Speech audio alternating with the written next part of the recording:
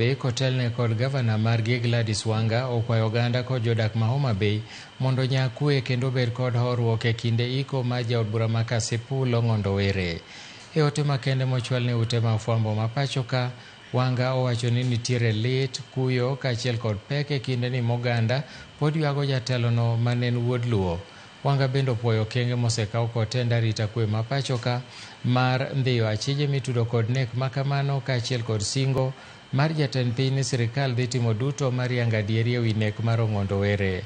Ne oganda ma Homa Bay County kochakore kod Nyango Rabuor, Aora Chuodho, Nyandiwa, Mfangano kaachiel kod Chula Mangodhe nyaka jodak matong' mamoko ma Miriu, Nyakwere, Aora Sondu, Chabera kaachiel kod Ruga e Karachuonyo aduto kwa mondo ket mana kwe makende e kinde ik mar Ong'ondo Were. Onyiso oganda duto mondo nyakue kendo mi Ong'ondo Were ik mani kod luor mamare owuon chieng' tich abich mar jumani.